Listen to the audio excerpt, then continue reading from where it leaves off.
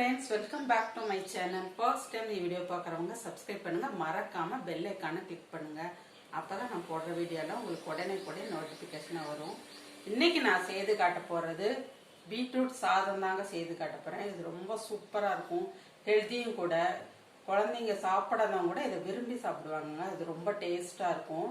அதை எப்படி செய்யலாம் அப்படின்னு இப்போ வீடியோக்குள்ள போய் பார்க்கலாம் வாங்க.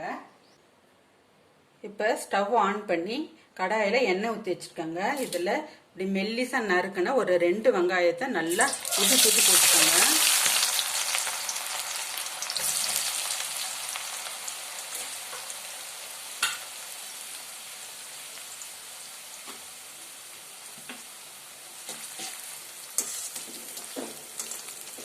நல்லா ப்ரௌன் கலரில் வரணும், அது வரைக்கும் பொரியணும். பாருங்க, வெங்காயம்லாம் கிறிஸ்பியாக நல்லா பொரிஞ்சிருச்சு. இதெல்லாம் எடுத்துக்கலாம் ஒன்று விடாம. இப்போ அடுத்ததா பூண்டு சேர்த்துக்கலாம். அதில் பூண்டையும் போட்டு இதில் லேசாக பொரிச்சு எடுத்துக்கணும். பூண்டை நல்லா அப்படி தட்டி வச்சுக்கிறோங்க. தட்டி வச்சுட்டு எண்ணெயில் போடணும். இப்போ போட்டுட்டு நான் உங்களுக்கு காமிக்கிறேன்.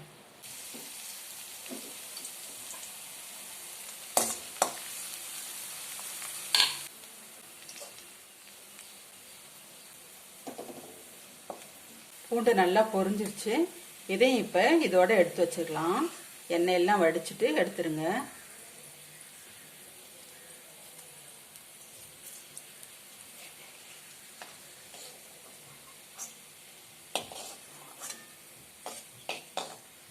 இப்போ நம்ம பீட்ரூட் சாதம் தாளிச்சுக்கலாங்க.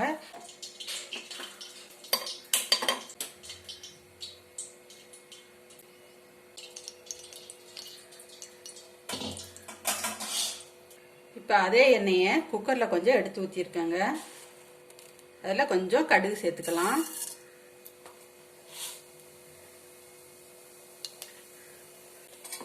பாருங்க, கடுகு பொரிஞ்சிருச்சு. அடுத்ததா ஒரு பீட்ரூட் எடுத்து வேக வச்சு எப்படி துருவி வச்சிருக்காங்க. இதையும் இதோட சேர்த்துக்கலாம்.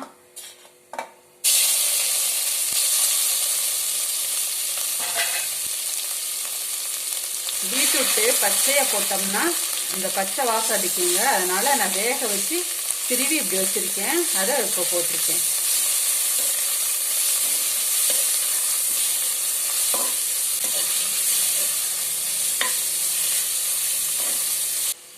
இது ஆல்ரெடி வேக வச்சு திருவி வச்சிருக்கனால ரொம்ப நேரம் வதக்கணும்னு அவசியம் இல்லைங்க. சாதம் சேர்த்துக்கலாம். ஸ்டவ் ஆஃப் பண்ணிடுங்க.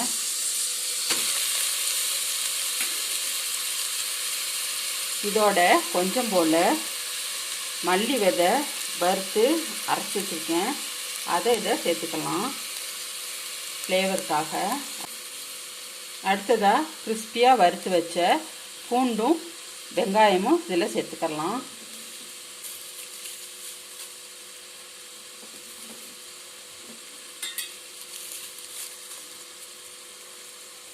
கொஞ்சம் போல் மிளகுத்தூள்,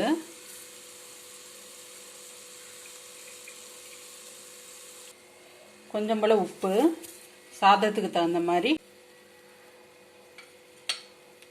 சாதமும் பீட்ரூட்டும் சூடாக இருக்கனால இந்த மஞ்சத்தூள் இப்போ போட்டாலும் வாசனை வராது கிண்டிடும் போது.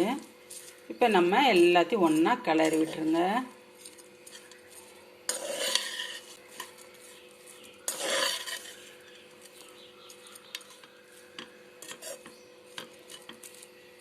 எல்லா இடமும் காயை கிளறி விட்டுட்டேன். ரெடி ஆயிடுச்சுங்க பீட்ரூட் சாதம். ரொம்ப சூப்பராக இருக்குங்க சாப்பிட்றதுக்கு. இந்த வெங்காயம் கிறிஸ்பியாக இருக்கிறதுனால நல்லா இருக்கும். இந்த பூண்டு நம்ம பொரிச்சு போட்டிருக்கனால ரொம்ப வாசனையாக இருக்குங்க. அது ரொம்ப டேஸ்டியும் கூட. இதோட சைட் டிஷ்ஷாக நம்ம அப்பளம், வடகம், உருளைக்கிழங்கு சிப்ஸு வச்சு சாப்பிட்டோம்னா ரொம்ப சூப்பராக இருக்குங்க. பீட்ரூட் சாதம் ரெடி ஆயிடுச்சுங்க.